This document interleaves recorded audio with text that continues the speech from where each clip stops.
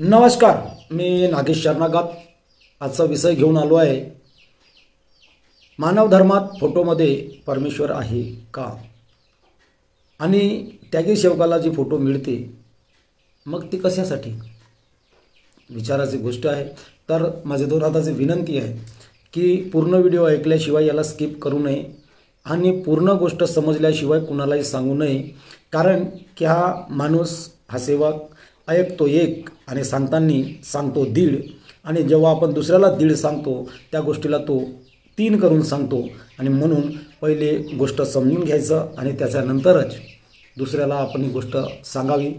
पण व्हिडिओ आवडला आणि माहिती जर तुम्हाला सत्य वाटली तर या व्हिडिओला आपल्या नातलगापर्यंत, आपल्या सेवक बांधवापर्यंत अवश्य पोहोचवा आणि त्यांना सांगा की नागेश शरणागत नावाचे चॅनल आहे। या चॅनलमध्ये 8 ते 10 मिनिटाचा किंवा 12 मिनिटाचा एक व्हिडिओ बनते, त्यामध्ये चांगलीशी माहिती असते। आणि ती माहिती जर आपण 8-10 वेळेस ऐकलं तर जो माणूस मार्गदर्शन करत नाही, आजपर्यंत ज्या माणसांनी मार्गदर्शन केलं नाही, त्यांनी जर हे 8 ते 10 मिनिटाचा व्हिडिओ ऐकला आणि डोक्यात भरलं आणि लक्ष दिलं तर तो एक दिवस नक्की मंचावर मार्गदर्शन, बैठकीमध्ये मार्गदर्शन करू शकतो।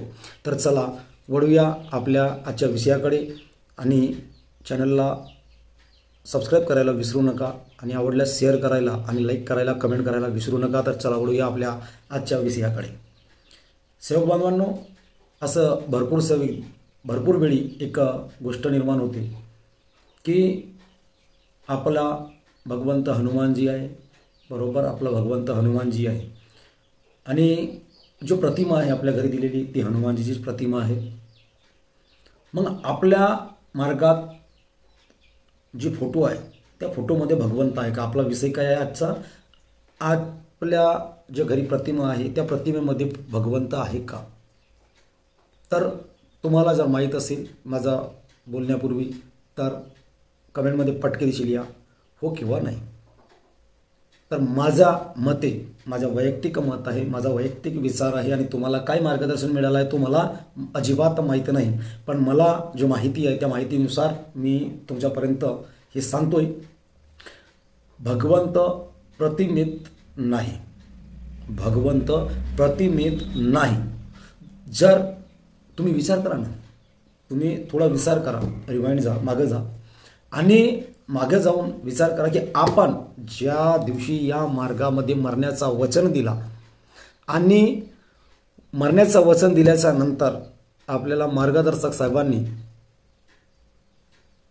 मार्गाविषयी माहिती दिली आणि विनंती प्रार्थना ह्या दोन गोष्टी सांगितल्या, मार्गाचे नियम सांगितले, आपल्याला मार्गाचे नियम पटले आणि आपण घरी आलो तेव्हा आपल्या घरी जे जुने देव होते त्या सर्व देवांचं आपण विसर्जन करतो, त्यांचं त्याग करतो आणि आपल्या घरी आपण हनुमानजीचा मार्ग घेऊन येतो।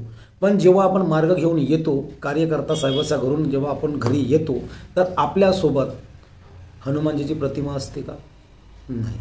कोणत्याही प्रकारची प्रतिमा असते का? नाही। मानते की बाबा जिंदजीची प्रतिमा असते का? नाही। कुणाचीही प्रतिमा नसते। तर आपण शब्दरूपी कार्य घेऊन येतो आणि शब्दरूपी भगवंत, त्या शब्दातून भगवंत घेऊन येतो आपल्या घरी। आणि आपल्या घरी कोणत्याही देवाची फोटो न लावता आपल्या मार्गातील आराध्य आपले जो भगवंत मानतो हनुमानजी, त्यांचीही प्रतिमा न आणता आपण आपल्या घरी त्या परमेश्वराच्या नावाची, त्या भगवंताच्या नावाची ज्योत लावतो, तेलाचा दिवा, अगरबत्ती, कापूर लावतो आणि रोज सकाळी विनंती आणि सायंकाळी प्रार्थना म्हणतो। आणि असे कार्य आपण 3 दिवस, 7 दिवस, 11, 21 मग वेगवेगळे जसा समस्या तसे कार्य करतो आपण। आणि आपण ज्यावेळेस ते कार्य करतो, दुःखी असताना जे कार्य करतो, दुःखी असतो त्यावेळेस आपल्या घरी कोणत्याही भगवंताची प्रतिमा राहत नाही। आणि मग आपण महिना, 3 महिने, 6 महिने, 12 महिने, 2 वर्ष साधे कार्य करतो आणि दुःखातून आपण दुःखी या मार्गात येतो। आणि आपण जेव्हा सुखी होतो, सर्व प्रकारची सुख समाधानी होते, त्यावेळी आपण 42 दिवसाचे त्याग करतो। आणि 42 दिवसाचे त्याग केल्याच्या नंतर 42 दिवसाचे त्याग केल्यानंतर आपण मंडळात जातो आणि मंडळातून हनुमानजीची आणि तत्वाची प्रतिमा घेऊन येतो. तत्वाची आणि हनुमानजीची प्रतिमा घरी घेऊन येतो आणि 42व्या कुणाचा जवळ असेल तर 42व्या दिवशी हवनकार्य होते, कुणाचा 43व्या दिवशी हवनकार्य होते आणि अडीअडचण आली तर थोडासा पुढं सुद्धा वाढते. आपण जेव्हा सुखी आणि समाधानी होतो तेव्हा आपल्याला ती मंडळातून प्रतिमा मिळते. मग मला सांगा, जेव्हा दुःखी होतो त्यावेळेस आपल्याला प्रतिमेची गरज नाही भासली, त्यावेळेस आपल्याजवळ कोणतीही प्रतिमा नव्हती तरी भगवंत धावून आला. आपण भगवंत धावून आला म्हणून आपण सुखी झालो आणि आपण सुखी झालो म्हणून 42 दिवसाचे आपण त्यागाचे कार्य केलं. 41 दिवसाचे त्यागाचे कार्य केले, 42व्या दिवशी प्रसादी केली आणि जवळ असेल तर 42व्या दिवशी हवन कार्य केलं, नाही तर मग 43व्या दिवशी हवन केलं. म्हणजे सुखी झाल्यावरच आपल्याला हनुमानजीची प्रतिमा मिळाली. आता ही प्रतिमा आपल्याला मिळाली तर याचा मागचा नेमका उद्देश काय असेल? तर माझ्या माहितीप्रमाणे ही जी प्रतिमा मिळालेली आहे आपल्याला भगवंताला, ही प्रतिमा मिळण्याचा मुख्य उद्देश आपलं कुठंतरी आपल्या परमेश्वराची एक ओळख व्हावी, कुठंतरी एक आपल्याला परमेश्वराचं रूप दिसावं, एक आपलं ध्येय, लक्ष, चित्त इकड तिकड भटकल्या नाही पाहिजे म्हणून आपल्याला ती एक प्रतिमा बाबांनी दिली.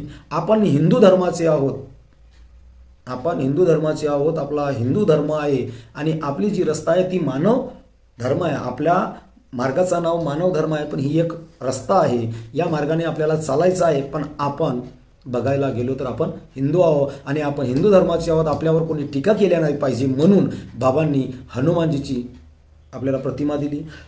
अजून एक कारण असं होऊ शकते की जेव्हा आपल्या 42 दिवसाचे त्याग पूर्ण झाले तर एक ओळख व्हावी की हा मानव धर्माच्या त्यागी सेवक आहे, या हेतूने सुद्धा ही प्रतिमा दिली असंही होऊ शकते.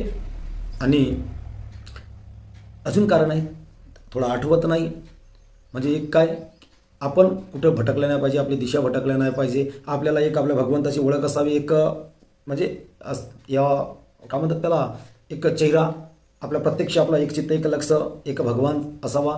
आपण हिंदू धर्माचे आहोत हे सांगण्याकरिता, मानव धर्माचे आपण त्यागी सेवक आहोत हे सांगण्याकरिता ती प्रतिमा आपल्याला दिली आहे.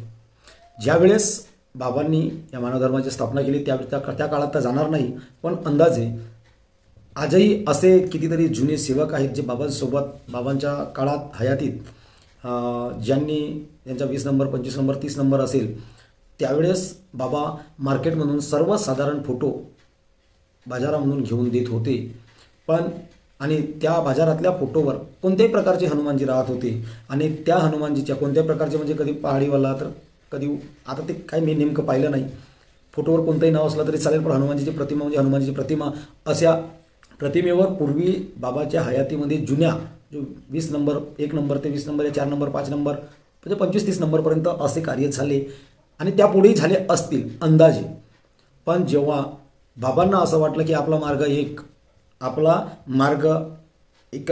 वेगळा मार्ग आहे आणि आपल्या मार्गाची एक नेमकी पहिचान असावी आणि आपल्या मार्गात एकरूपता असावी.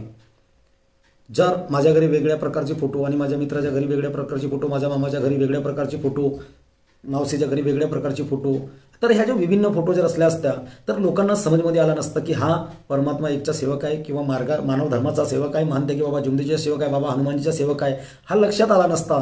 आणि म्हणून सर्वांमध्ये एकरूपता असावी. आपण जर कुणाच्याच घरी गेलो, कोणत्याही त्यागी सेवकाच्या घरी गेलो तर हा आपल्या मानव धर्माचा त्यागी सेवक आहे, आपल्या मार्गाचा त्यागी सेवक आहे, मानव धर्माचा त्यागी सेवक आहे, ही ओळख व्हायला पाहिजे. म्हणून बाबांनी ही प्रतिमेमध्ये एकरूपता बांधून दिली.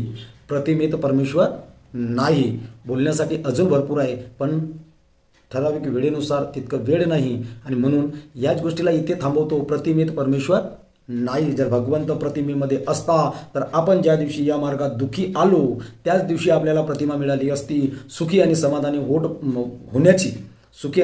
होण्याची वाट बघितली नसती. म्हणून प्रतिमेत भगवंत नाही, तर प्रतिमा ही आता जो प्रतिमा आहे ही एकरूपता आणण्यासाठी, सर्वांच्या घरी एक समान दिसण्यासाठी प्रतिमा ही वाली निवड करण्यात आली. आणि आपल्याला प्रतिमा यासाठी दिलं की आपलं लक्ष इकड तिकड भटकलं नाही पाहिजे, आपली ओळख व्हावी आणि आपण हिंदू धर्माचे आहोत ह्या प्रतीक, मानव धर्माचे आहोत या प्रतीक, आपण एकाच भगवंताचे सेवक आहोत आणि आपलं ध्येय भटकलं नाही पाहिजे यासाठी बाबांनी ही जो प्रतिमा आहे आपल्याला दिली आहे. तर भगवंत कुठं आहे? 24 तास तुमच्या जवळ आहे. 24ही तास भगवंत तुमच्या जवळ आहे. आत्मा हा परमात्माचा अंश आहे. परमेश्वर तुमच्या जवळ 24 तास आहे. ज्या वेळेस परमेश्वर तुमच्या जवळ निघून जाईल त्यावेळेस तुम्ही या संसारात जिवंत राहणार नाही. आत्मा हा परमात्माचा अंश आहे आणि म्हणून आपल्या प्रतिमेत परमेश्वर नाही, मूर्तीत परमेश्वर नाही, फोटोत परमेश्वर नाही, तर परमेश्वर हा सजीव प्राण्यात आहे हे बाबांनी आपल्याला सांगितलं आहे. आणि म्हणून आपण ज्यावेळेस या मार्गाचा स्वीकार करतो त्यावेळेस आपल्याजवळ कोणत्याही प्रकारची प्रतिमा राहत नाही. फक्त आपल्याला तेलाचा दिवा, कापूर आणि अगरबत्ती, विनंती आणि प्रार्थना यावर आपल्याला समाधान मिळतो आणि समाधान मिळाल्यानंतर आपण त्यागी होतो आणि त्यागी झाल्यानंतर आपल्याला प्रतिमा मिळतो. जर माझं बोलणं तुम्हाला आवडलं असेल तर माझ्या व्हिडिओला लाईक करा, शेअर करा, कमेंट करा आणि माझ्या चॅनलला सबस्क्राईब करा. आणि तुम्हाला जर समजला असेल तर दुसऱ्यांना सांगा आणि दुसऱ्यांना शेअर करा. एवढेच बोलतोय आणि आपल्या शब्दांना विराम देतो. सर्वांना माझा आदरपूर्वक नमस्कार, नमस्कार, नमस्कार.